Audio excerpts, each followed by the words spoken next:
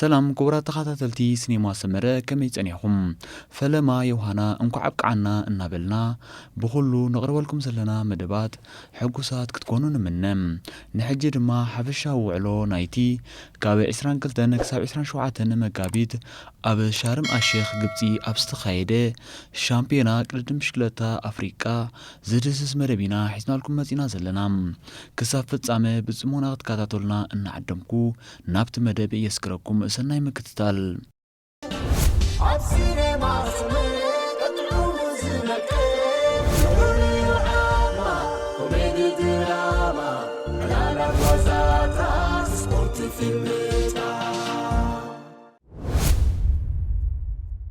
ኣገራዊት ጋንታ ቅድድም ብሽክለታ ኤርትራ ካብ 22 ክሳብ 27 መጋቢት ኣብ ሻርም ኣሼኽ ኣብ ዝካየድ ሻምፒዮና ቅድድም ብሽክለታ ኣፍሪቃ ንምስታፍ ብ21 መጋቢት ወጋሕታ ናብ ግብፂ ምምርሓ ዝዝከር እዩ። ሃገራዊት ጋንታ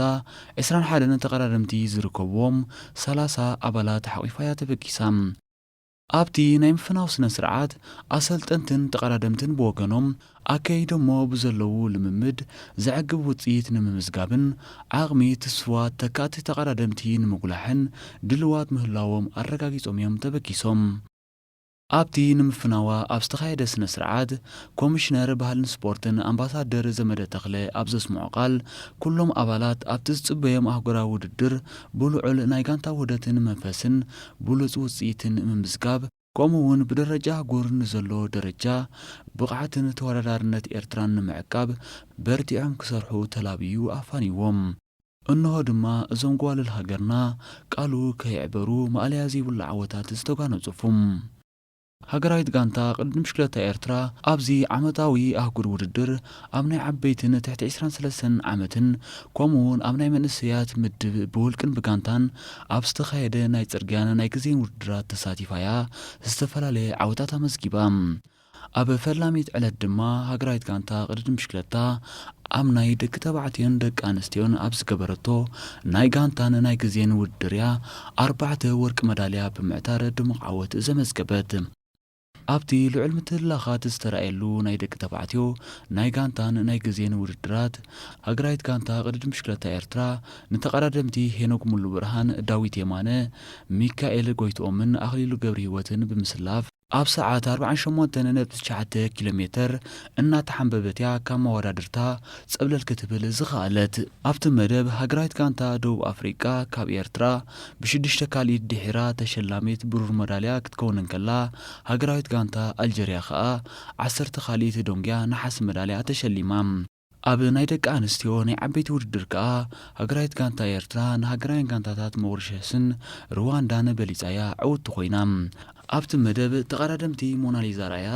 ኣድያም ዳዊት ሞናሊዛ ያፌትን ፌበን ሃይለንኔን ማሊ ሃገራዊት ጋንታ ኤርትራ ወዴን ተወዳዲረን ሃገራዊት ጋንታ ቅድድም ብሽክለታ ኤርትራ ኣብ ናይ ጁኒየር ውድድር እውን ብክልቲ ጾታ መወዳድርታ ይተረኽባን ኤርትራ ኣብቲ መደብ ብተካቲ ተቐዳደምቲ ተሰሊፋ ነዚ ድሙቕ ዓወት ከተመዝግብ ምኽኣላ ካብ ዝተፈላለያ ወገናት ናእዳ ረኺባ እያ ኣብቲ ድሕሪኡ ቀፂሉ ዝወዓለ ውድድር እውን ሃገራዊት ጋንታ ቅድድም ብሽክለታ ኤርትራ ተወሳኺት ብሩር መዳልያ ብምሽላም ዓወታ ኣደንፊዓቶ እያ ኣብቲ ፀሓይ ንፋስን ኣብ ዝዓብለሎ ኩነታት ኣየር ዝተኻየደ ናይ ሕውስዋስ ምቅብባል ማለት ሚክስድ ሪሌይ ውድድር ሃገራዊት ጋንታ ኤርትራ ንኣንጋዲት ሃገር ግብፂ በሊፃን ብሃገራዊት ጋንታ መውሪሸስ ተቐዲማን ካልኣይ ታርታ ሒዛ ተቐዳደምቲ ሃገራዊት ጋንታ ኤርትራ ነዚ 42.6 ኪሎ ሜትር ርሕቀት ዝሸፈነ ውድድር ኣብ ሰዓት 44.5 ኪሎ ሜትር እናሰሓቡ እዮም ብ57 ደቂቕን 23 ካሊእትን ፈጺሞሞም ሃገራዊት ጋንታ ቅድድም ብሽክለታ ኤርትራ ኣብቲ ውድድር ካብ ደቂ ተባዕትዮ ንተቐዳደምቲ ኣኽሊሉ ገብሪ ህይወት ሚካኤል ሃብቶምን ዳዊት የማንን ካብ ደቂ ኣንስትዮ ድማ ንተቐዳደምቲ ሚልየና ያፌት ሞናሊዛ ራያን ፌበን ሃይለን ምስላፋ ኣይርሳዕን ኣብቲ ውድድር ብርክት ዝበሉ ኤርትራውያን ካብ ከተማ ካይሮ ኣስታት 500 ኪሎ ሜትር ተጓዒዞም ንሃገራዊት ጋንቶም ንምድጋፍ ናብ ሻርም ኣሼኽ መጺኦም ሞራልን እንፍናንን ኣቕሲሞም እዮም ትማሊ 27 መጋቢት ኣብ ዝተኻየደ ዛዛሚ ውድድር ኣፍሪቃ ሃገራዊት ጋንታ ኤርትራ ኣብ ዝተኻየደ ዛዛሚ ውድድር ብመንገዲ ተቀዳዳማይ ሄሎግ ሙሉ ብርሃን ወርቂ መዳልያ ተሸሊማ ንመላ ኤርትራዊ ኩርዓትን ሓበን ኣስኒቃያ ኣብቲ 158 ኪሎሜትር ዝሸፈነ ናይ ዓበይቲ ናይ ትሕቲ 23 ዓመትን ውድድር ተቀዳዳማይ ሄኖክ ሙሉ ብርሃን ኣብ መወዳእታ ሜትሮታት ብዝረኣዮ ዘይፀዓድ ብቕዓትን ፍጥነትን እዩ ንመቃናቕንቱ ስዒሩ ንዕኡን ሃገሩን ድሙቕ ዓወት ዘመስገበ ሃገራውያን ጋንታታት ደቡብ ኣፍሪካ ኣልጀርያን ድማ ንሃገራዊት ጋንታ ኤርትራ ተኸቲለን ካልኣይን ሳልሳይን ደረጃ ብምሓዝ ብቐደም ተኸተል ተሰሪዐን ኣብቲ ናይ ደቂ ኣንስትዮ ውድድር ድማ ሎማ ዓመት ንፈለማ እዋንን ዝተሳተፋ ኣባላት ሃገራዊት ጋንታ ኤርትራ ምስ ቀዳሞት 20 ኮይነን ውድድረን ብምዝዛም ዘተባብዑ ውፅኢት ኣመዝጊበን እየን ኣብቲ ንመበል 18 ግዚኡ ዝተኻየደ ውድድር ሻምፒዮን ቅድድም ብሽክለታ ኣፍሪቃ ኤርትራ ደቡብ ኣፍሪቃ ኣልጀርያ ሞሮኮ ቱኒዝያ ሩዋንዳ ማውሪሸስ ናይጀርያ ቤኒን ኢትዮጵያ ማሊ በርኪና ፋሶ ግብፂ ዩጋንዳን ናሚቢያን ዝርከበን ሃገራት ተሳቲፈን ብጠቕላላ ውፅኢትካ ሃገራዊት ጋንታ ኤርትራ ኣብ ሻምፒዮን ቅድድም ብሽክለታ ኣፍሪቃ 2022 ብ7 ወርቂ 6 ብሩርን 2 ነሓስን ብድምር ብ10 5 መዳልያታት ብምውሳድ ካብ መወዳድርቲ ሃገራት ፀብለሊላ ወፂኣ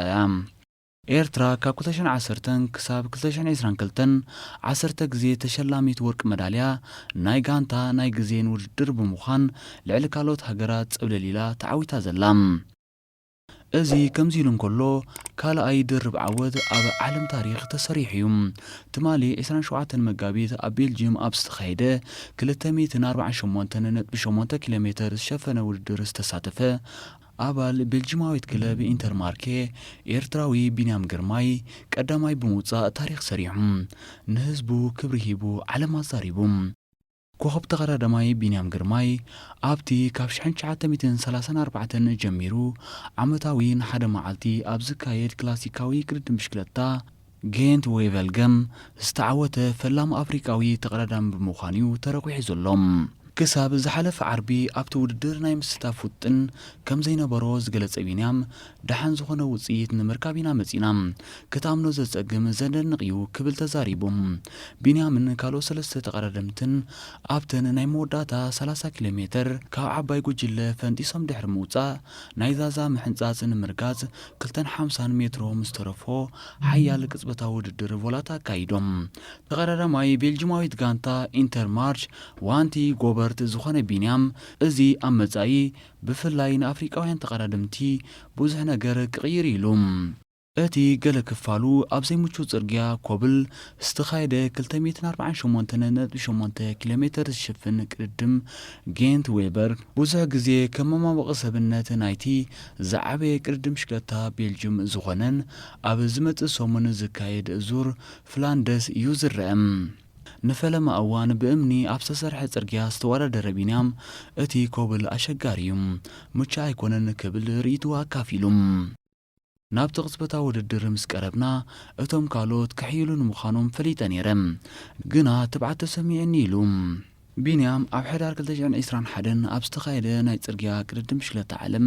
ብትሕቲ 23 ዓመት ካልኣይ ኮይኑ ውድድሩ ብምዝዛም ፈለማይ ጸሊም ኣፍሪቃዊ ኮይኑ ናብ መድረኽ ደይቡ እዩ ይኹን እምበር ቢንያም ኣብ ዙር ፍላንደስ ኣይክሳተፍኒ በዚ ኮይኑ በቲ ግን እዚ ድርብ ዓወት ንመላ ህዝቢ ኤርትራ ዝኹርዕ ኮይኑ ኣብ ቀጻሊ ተመሳሳሊ ዓወት ክጭበት ነዞም ጎዋልል ሃገርና በብዘለናዮ ሞራልን ደገፍን ክንህቦም ናይ ኩላትና እጃምዩ ደጊምና ደጋጊምና ንመላ ህዝቢ ኤርትራ የውሃና እንኳ ዓብቅዓና ንብል እምባርከስ ዝኸበርኩም ተኸታተልቲ መደባት ሲኒማ ሰመረ ምሎም ዝበልናዮ ትሕዝቶ እዚ ሰማዕኹም ወይ ነይሩ በዚ እነቕርበልኩም ዘለና መደባት ዓጊብኩም ክትኮኑ ሙሉእ ተስፋና ኣብ ቀጻሊ ብኻልን ሓድሽን ትሕዝቶ ክሳብ ንምለሰኩም ጸጽብቑ ንምነየልኩም ክቡራት ተኸታተልትና ከም ወትሩ ስታፊኹም ኣብ መደብና ዕዙ ስለ ዝኾነ ርእይቶ መእረምታን ነቐፌታን ኣብ ምሃባይ ትሕመቑ ከምኡውን ብወገንና ክቐርብ ኣለዎ እትብልዎ መደባት ጆባ ክንብለኩም ወትሩ ቁርባት ኢና ዘለና ኩሉቲ ዝቕጽል መደባትና ኣብ ሰዓቱ መታን ክበጽዓኩም ከኣ ሳብስክራይብ ምግባር ነታ ናይ ደወል ምልክት ምጽቃጥን ሼር ንምባል እጃምኩም እሞ ኣይትረስዑ እናበልና ደጊምና ብምክታልኩም ኣዚና ኢና ነመስግን ኣብ ቀጻሊ ብኻልእ ዝተፈላለዩ መሃርን ኣዘናጋዕን ትሕዝቶታት ክሳብ ንራኸብ